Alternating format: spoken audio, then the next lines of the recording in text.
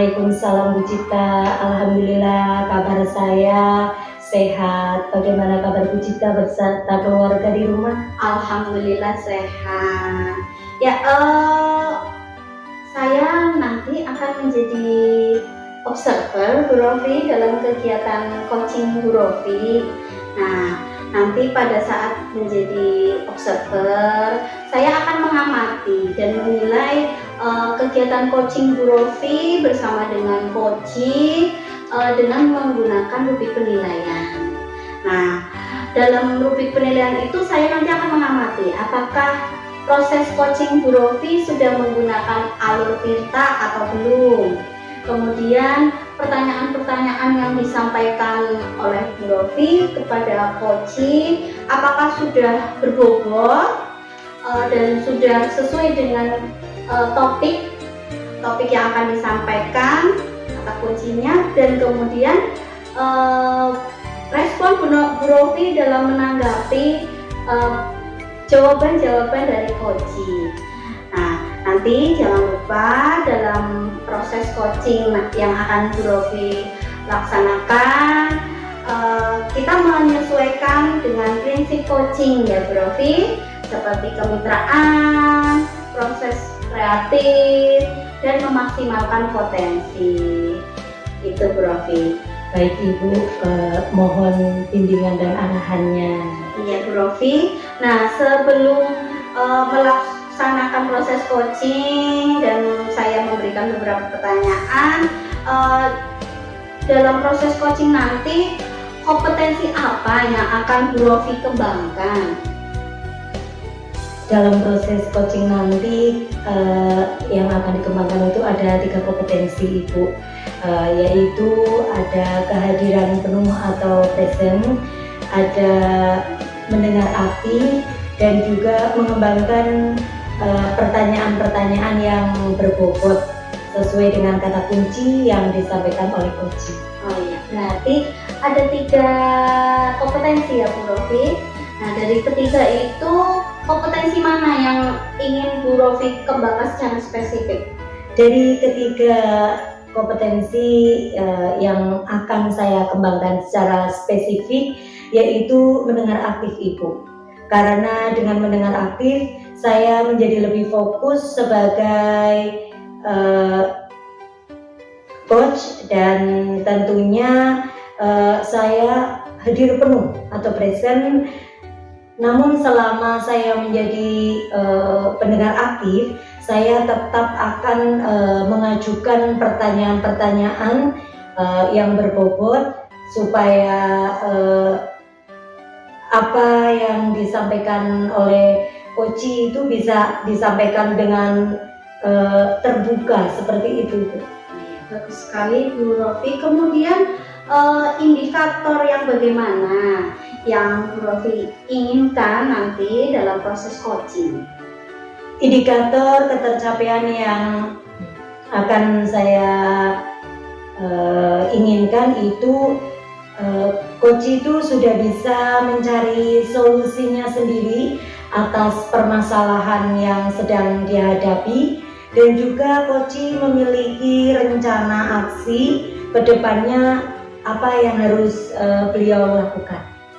Ya, mungkin itu saja Bu Rofi pertanyaan yang perlu saya berikan sebelum Bu Rofi melakukan proses coaching, dan semoga nanti Bu Rofi melakukan dan mengingat-ingat hal yang perlu nanti Bu Rofi sampaikan dalam proses coaching nanti, semoga mendapatkan hasil yang maksimal dan sesuai dengan harapan.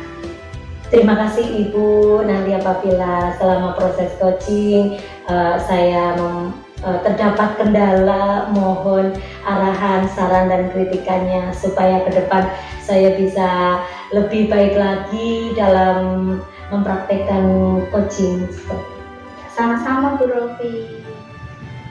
Bu Kusuma, bagaimana kabarnya hari ini? Alhamdulillah sehat Bu Rofi. Bu Rofi sendiri bagaimana kabarnya hari ini? Alhamdulillah kabar saya baik-baik saja, sehat, dan harus tetap semangat. Ya, alhamdulillah kalau Bu Rofi dalam keadaan sehat, juga semangat ya Bu Rofi. Kita akan menyambut tahun ajaran baru, bertemu dengan anak-anak yang baru itu jangan lupa semangatnya ya Bu Rofi. Kita sebagai pendidik harus selalu semangat untuk menyongsong masa depan yang lebih baik lagi bersama anak-anak. Betul sekali. Bu Suma, bagaimana kabar anak-anak peserta didiknya? Alhamdulillah Bu Rofi, ini kemarin saya tahun yang lalu anak-anak sudah bisa meluluskan ya. Meluluskannya di sini itu kalau di jenjang TK bukan naik ke kelas 1 atau 2 dan sebagainya, tetapi hanya pindah ke kelompok ya Bu. Jadi kalau kemarin anak sudah di kelompok A, terus selanjutnya anak akan pindah ke kelas itu kelompok B. Jadi tahapannya itu dari kelompok A ke kelompok B, seperti itu ya. Bagaimana ini selama 1 tahun pembelajaran di tahun kemarin, apakah semuanya berjalan dengan lancar? Iya, ini Bu Rofi, untuk tahun ini saya kok sedikit ada permasalahan di kelas saya ya. Itu tidak jauh dari anak-anak ya Bu, karena kita setiap harinya dihadapkan anak-anak yang memang masih perlu suatu pendampingan ketika anak itu masih belum bisa mandiri seperti anak-anak SD ya. Jadi kita sebagai guru itu harus mendampingi dari anak baru datang sekolah sampai nanti ketika anak dijemput oleh orang tua, kita harus ekstra mendampingi. Nah, di sini saya Bu Rofi, selama 1 tahun ini saya merasa suatu permasalahan itu di anak itu anak pemalu Bu Rofi. Ini bagaimana ya, karena di kelas saya itu anak pemalunya itu banyak sekali karakternya masing-masing. Mungkin Bu Kusuma bisa cerita lebih detail ini sama saya. Itu pemalunya yang kategori seperti apa itu Bu? Ya Bu Rofi, karena saya mengajarkan anak-anak itu, ini untuk tahun ini di kelas saya ternyata anak pemalunya ada 25%. Jadi tahun ini ada 20 anak, kalau 25% berarti hampir 5 ya. Jadi ada 5 anak di kelas saya, ternyata anak itu dikategorikan pemalu juga bermacam-macam Bu. Pemalunya itu tidak hanya satu macam saja, tetapi ada beberapa macam, yaitu diantaranya ada anak yang pemalu ketika maju ke depan. Anak itu sampai hampir 1 tahun itu, anak itu kalau disuruh atau dituntut itu belum berani maju sendiri. Jadi harus mempunyai teman untuk bisa mendampingi. Kemudian ada anak yang malu ketika menyampaikan kepada guru, yaitu tentang toilet cleaningnya itu kebetulan jadi anak tersebut sering sekali itu ngompol ya itu. Terus dan yang terakhir itu anak kalau suruh bercerita itu masih sangat malu di hadapan teman-temannya. Tentunya anak itu harus bagaimana ya Bu? Saya bingung sendiri setiap hari.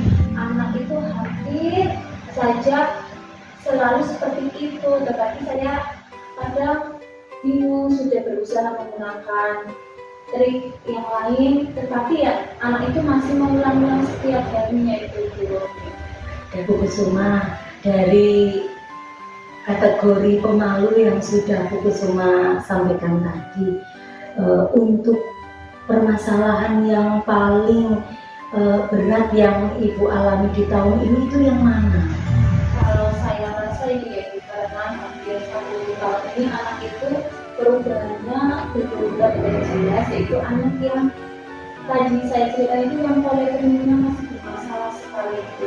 Kebetulan anak itu perempuan Bu, yang sering seperti itu, maka setiap hari dari rumah dia tidak seperti tidak ada beban ya, tetapi ketika di sekolah kok dia selalu seperti itu anak. Jadi dia itu tidak tahu bagaimana karakter anak itu ketika buang air kecil gitu, karena ada yang anak yang pipisnya ada banyak, ada yang sedikit, tetapi ketika dia ngobrol itu juga di celana atau di bajunya itu hanya seperti basah sedikit, tetapi karena sudah di sekolahan dia kelihatan, jadi teman-temannya memberi dia kadang ngompol di celana. Itu saya sangat bingung sekali Bu. Saya bingung, masa setiap hari harus menginformasikan orang tua. Ya saya sendiri saja sebagai seorang guru itu jadi sepertinya bagaimana, apakah benar-benar yang kurang atau bagaimana terhadap anak tersebut Bu. Apakah sebelumnya dari pihak orang tua sudah pernah menyampaikan bahwa anak tersebut memang masih perlu belajar tentang toilet training? Kalau untuk masalah toilet training dari orang tua tidak menyampaikan dari awal gitu, karena mungkin di rumah anak sudah mandi, ternyata di sekolah belum. Itu waktu awal saya itu ternyata setelah sering sekali terjadi seperti itu hampir setiap hari, kemudian saya menyampaikan ke orang tua dan orang tua memberikan informasi kalau di rumah itu dia sudah biasa mandiri Bu, untuk ke kamar mandi tanpa harus disuruh atau minta bantuan orang tua. Dia bisa seperti melepas celana sendiri, kemudian memakai sendiri dan membersihkan tadi bekas pipisnya ya Bu. Jadi saya itu bagaimana ini solusi anak agar bisa nanti di kelompok B tentang masalah toilet training itu jangan terjadi lagi, atau mungkin ya bertahap lah ya Bu, mungkin tidak setiap hari tapi beberapa kali itu sudah termasuk suatu perubahan untuk anak tersebut.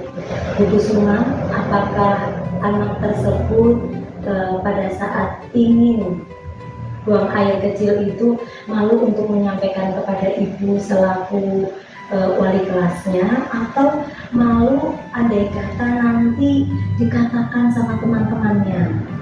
Kalau pengalaman saya itu ya Bu, kalau melihat anaknya itu sih bukan anak yang sepertinya pemalu ya Bu, karena setiap harinya itu anak bisa bermain dengan temannya, dia juga tidak dibatasi dia akan dengan siapa, juga ketika diantar oleh ibunya pun dia langsung bisa lepas tanpa harus dengan orang tua mendampinginya sampai masuk kelas dan sebagainya. Tetapi untuk masalah tentunya ini pemalunya saya yang masih perlu sekali nanti harus mencari solusi yang benar-benar bisa saya lakukan untuk kedepannya agar anak tersebut bisa lebih baik dibandingkan waktu dengan saya dulu itu. Ya, kalau hitungan dalam 1 minggu misalnya, dalam 1 minggu itu anak bisa melakukan toilet training dengan betul, atau dia kadang ngompol di celananya itu berapa kali? Kalau saya amati itu ya hampir setiap hari Bu, saya amati setiap hari. Jadi ketika saya sendiri itu online ya Bu, maksudnya tidak memperhatikan anak itu secara bersama, karena memang kita di hadapan banyak anak ya Bu, kita tidak bisa fokus satu anak, otomatis kita harus juga memperhatikan anak yang lain.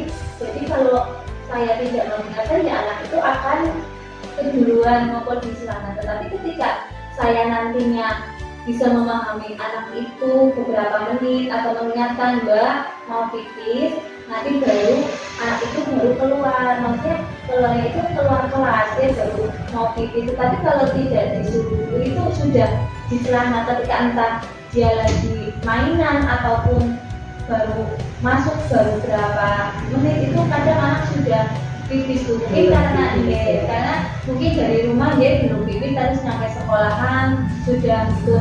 Tapi ketika waktu itu ya anak agak sudah siang, jadi waktunya itu berbeda-beda. Tetapi kalau saya amati hampir setiap hari itu selalu seperti itu. Saya juga dengan teman-temannya dia berpesan tidak boleh membuli temannya atau bagaimana, karena memang itu anak belum bisa. Jadi saya bisa saling berkoordinasi dengan teman-teman yang di kelas juga nih, karena faktor sekarang kan kalau anak ada yang bully ya Bu, anak itu jadi membuat dia down atau malu. Tapi saya tetap harus mengingatkan, kadang juga saya berpesan kepada temannya ketika Mbak Tata, kebetulan namanya Tata ya Bu, kalau Mbak Tata itu sudah menunjukkan tanda-tanda mau pipis, tolong sampaikan ke guru kalau guru tidak tahu. Seperti itu Bu Rofi. Dari permasalahan Bu Kusuma, kira-kira rencana Bu Kusuma itu seperti apa untuk mencari solusinya? Dari masalah tersebut saya mempunyai rencana ya Bu. tentunya kita ketika di sekolah diadakan sesuatu yang salah terhadap anak-anak yang utama dari sekolah itu yaitu ibu kepala sekolah. Karena ibu kepala sekolah itu itu dia ujungnya di sekolah kita, jadi permasalahan dari setiap kelas guru harus menyampaikan ke kepala sekolah dari guru. Nanti ketika kepala sekolah sudah memberikan solusi, nanti saya akan berbincang-bincang juga dengan teman-teman yang lain ya, saling sharing. Kemungkinan anak tersebut juga ada di kelas lain Bu, mungkin hanya kadang-kadang juga tetap ada triknya ya Bu, kita bagaimana menghadapi anak yang toiletnya belum bisa terkontrol, dibincang-bincang dengan teman sejawat atau guru yang lain. Karena memang kita itu setiap anak-anak setelah pulang kan biasanya ada yang menjemput, kita sendiri itu tetap harus menunggu di halaman samping itu, nanti bincang-bincang kadang cita-cita hari ini kejadian di sekolah di kelasnya apa, nanti cerita terus. Jadi ada menemukan solusi, tetapi tidak yang kesini sekali gitu, karena memang sambil kita ngobrol, tetapi ngobrolnya itu yang bermanfaat. Kemudian nanti setelah ada kepala sekolah, kemudian guru, dan tentunya kita menyampaikan ke orang tua setiap kali anak itu melakukan, berarti saya pulang sekolah ketika dijemput oleh ibunya atau oleh bapaknya, saya harus menyampaikan anak ini bahwa karena berangkat memakai baju seragam, pulangnya sudah memakai baju yang lain. Tapi untuk setiap hari anak itu dia tidak merasa tetap masih semangat. Jadi kan biasanya ada anak yang ngomong sekali saja terus membuat down ya Bu. Jadi kadang jadi nggak mau berangkat sekolah, tapi anak itu mungkin seperti tidak mempunyai beban tentang toiletnya, jadi dia berangkat ya tetap semangat, pulang ya tetap semangat juga dengan teman-temannya, dia nggak merasa malu. Karena kalau ngobrol kan sampai pulang aja anak jadi berubah ya, yang tadinya berangkat dengan luka yang ceria, pulang-pulang pakai baju bebas, beda dengan teman-teman itu jadi membuat tidak murung ya. Tapi anak itu kok kelihatannya enjoy saja, seperti itu Bu Rofi. Iya, wah luar biasa sekali nih solusi dari Bu Kusuma. Tadi disampaikan Ibu akan bekerja sama dengan kepala sekolah, dengan rekan sejawat, dan juga akan menyampaikan kepada orang tua dari anak tersebut ya. Dari rencana Ibu, kira-kira komitmen yang akan Ibu lakukan itu apa? Ya, dari tadi rencana yang saya sampaikan ya Bu Rofi, saya akan mengambil komitmen yang tentunya nanti bisa saya terapkan ketika saya menghadapi anak yang bermasalah tentang toiletry itu, yaitu tentang menyampaikan ke orang tua ya. Nanti orang tua di rumah pun bisa menindaklanjuti ketika anak tersebut di sekolah melakukan pipis lagi atau ngobrol lagi. Jadi nanti di rumah orang tua juga memotivasi atau mengingatkan, memberi masukan kepada anak bagaimana cara menyampaikan kepada guru. Jangan sampai sepele itu gitu untuk anak usia TK ini. Baru kali ini Bu saya mengalami anak yang menghadapi toilet cleaning yang sering masih diulang-ulang ya. Biasanya kalau anak memang awal-awal kan memang masih perlu berdampingan, tapi udah beberapa kali anak sudah tahu aturan bagaimana harus melakukan toilet ini bisa sendiri. Tapi ini untuk yang anak satu ini memang baru kali ini saya menemukan. Selama saya mengajar sudah 10 tahun ya Bu, baru kali ini menghadapi anak dan tidak terlihat suatu kemajuannya sampai tahun ini. Sampai mau masuk kelas TKB ya, perubahannya belum terlihat sekali ya. Luar biasa ini. Mudah-mudahan Bu Kusuma bisa melaksanakan komitmen tadi sehingga solusi dapat dijalankan dan anak tersebut bisa lebih baik lagi, lebih mandiri utamanya. Jadi sudah tidak ngumpul lagi ya di kelas. Terima kasih juga Bu Rofi sudah menyempatkan waktunya untuk mau mendengarkan cerita atau permasalahan saya di kelas. jangan bosan-bosan ya Bu Rofi, mungkin nanti suatu saat saya menghadapi permasalahan anak dengan masalah yang berbeda atau yang sama. Saya mohon nanti kiranya Bu Rofi tetap berkenan ya untuk mendengarkan cerita saya dan mungkin bisa memberikan suatu solusi sedikit-sedikit ya, biar nanti saya lega, kemudian saya bisa menerapkannya di kelas saya dengan menunjukkan bahwa anak itu ternyata bisa berubah ke arah yang lebih baik. Iya, sama-sama Bu Kusuma. Di sini saya juga mendapatkan pengalaman baru tentang bagaimana mengajarkan toilet training sama anak. Bisa saya terapkan di sekolah saya jika saya nanti menemukan permasalahan yang sama seperti ini. Ya Bu Rofi, itu yang mungkin dapat saya ceritakan ya Bu Rofi. Mohon maaf apabila tadi ada yang mungkin kurang pas, nanti bisa diperbaiki atau diterapkan sama Bu Rofi sesuai dengan tingkatan jenjangnya ya tentunya ya Bu Rofi ya. Sama-sama Bu Kusuma, terima kasih. Ini saya pamit undur diri dulu. Ya Bu Rofi, semoga nanti jalan tidak ada halangan, bisa sampai rumah bertemu dengan anak-anak tentunya ya Bu, dan besok kita harus sudah mulai aktivitas kembali. Betul sekali. Ya, monggo. Bu Rofi, alhamdulillah sudah melakukan kegiatan coaching ya. Iya Ibu. Tadi coaching bersama Ibu Kusuma. Iya. Alhamdulillah untuk coachingnya sudah berjalan dengan lancar, tanpa hambatan. Tadi sebelum melakukan coaching, saya sempat menanyakan tentang indikator ketercapaian yang ingin Bu Rofi kembangkan. Apa saja yang sudah Bu Rofi kembangkan terkait indikator tersebut? Baik Ibu, berdasarkan hasil coaching tadi antara saya dengan Ibu Kusuma, saya sudah melakukan proses coaching sesuai dengan alur Tirta. Saya menanyakan tujuan sebelum melakukan percakapan, kemudian saya mengidentifikasi dengan cara menanyakan kepada coach tentang informasi-informasi yang terkait dengan permasalahan beliau. Kemudian saya juga menanyakan rencana aksi yang akan beliau lakukan, serta meminta coach untuk mempertanggungjawabkan tindakan dari rencana aksi tersebut. Seperti itu Ibu. Iya. Berdasarkan pengamatan yang saya lakukan sebagai observer tadi, Bu Rofi telah melakukan kegiatan coaching dengan menerapkan alur Tirta. Bu Rofi juga sudah melakukan identifikasi masalah yang dihadapi oleh Bu Kusuma. Kemudian Bu Rofi juga mencoba menggali dengan pertanyaan-pertanyaan yang berbobot sehingga Bu Kusuma sebagai coach bisa menemukan solusi dari permasalahan yang dihadapi.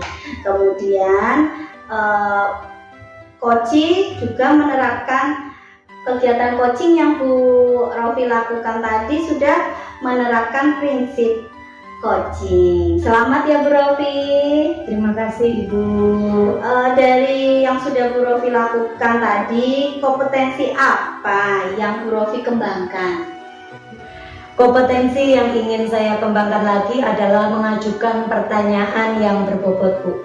Karena dengan saya mengajukan pertanyaan yang berbobot kepada coach, tentunya saya menggali informasi-informasi dari coach tentang permasalahan beliau, sehingga coach bisa menemukan solusi dari permasalahannya sendiri.